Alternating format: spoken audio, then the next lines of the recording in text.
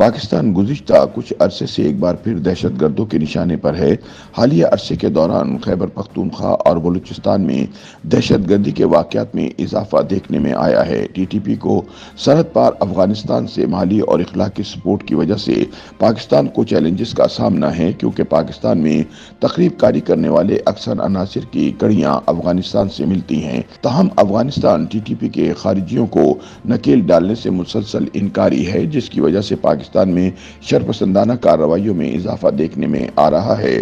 گزشتہ 2 ماہ کے دوران کالعدم تحریک طالبان پاکستان یعنی ٹی ٹی پی کی جانب سے 482 حملوں کی ذمہ داری قبول کی گئی ہے۔ اس حوالے سے پاکستانی حکام بارہا یہ الزام لگاتے رہے ہیں کہ ٹی ٹی پی افغان سرزمین کا استعمال کرتے ہوئے پاکستان کے اندر کارروائیاں کرتی ہے۔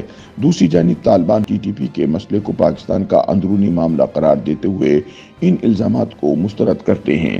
سینئر صحافی اور تجزیہ کار داؤد خٹک کہتے ہیں کہ اس سے قبل جب افغانستان میں طالبان اقتدار میں نہیں تھے، تب بھی ٹی ٹی پی کے جنگجو افغانستان کے مشرقی صوبے نورستان، ننگرہار، پکتیکا اور خوست میں موجود تھے۔ تاہم اس دوران پاکستانی حکام صدر حامد کرزئی اور اشرف غنی سے ٹی ٹی پی کے خلاف اقدامات کا مطالبہ کرتے تھے۔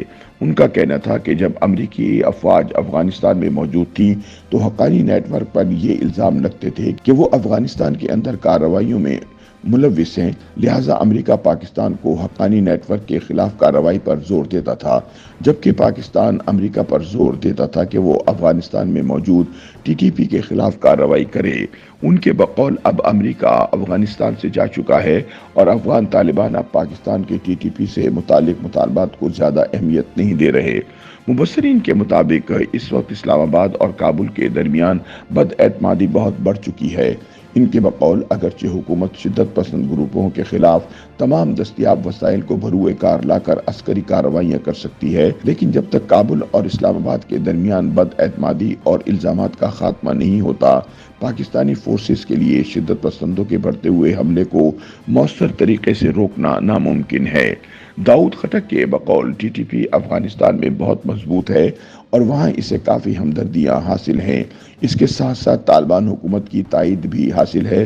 اس وجہ سے پاکستان حکومت کے پرزور اصرار کے باوجود بھی ان کے خلاف کارروائی نہیں کی جا رہی۔ ماہرین کہتے ہیں اگرچہ سابقہ قبائلی علاقہ جات میں فوج موجود ہے، تاہم ٹی ٹی پی اب بھی وہاں اپنی جڑیں رکھتی ہے اور حالیہ عرصے میں ٹی ٹی پی مالی لحاظ سے بھی مضبوط ہوئی ہے اور اس کے پاس جدید اسلحہ بھی ہے۔ داؤد خٹک کہتے ہیں کہ وفاقی حکومت اور خیبر پختونخوا حکومت کے درمیان رابطوں کا فقدان بھی دہشت گردی کے سر اٹھانے کی بڑی وجہ ہے۔ ایسے میں دہشت گرد یہاں دوبارہ منظم ہو رہے ہیں اور حملوں میں اضافہ ہو رہا ہے۔ YouTube پر گوگلی نیوز دیکھنے کے لیے youtube.com کی سرچ بار میں googly news T V type کریں۔ گوگلی نیوز کے پیج پر سرخ رنگ کے سبسکرپشن والے بٹن پر کلک کرنا نہ بھولیے۔ YouTube پیج پر اپلوڈ ہونے والی ویڈیوز سے باخبر رہنے کے لیے بیل آئیکن پر کلک کیجیے۔ آپ کو ہر نئی ویڈیو کے بارے میں نوٹیفیکیشن موصول ہو جائے گا۔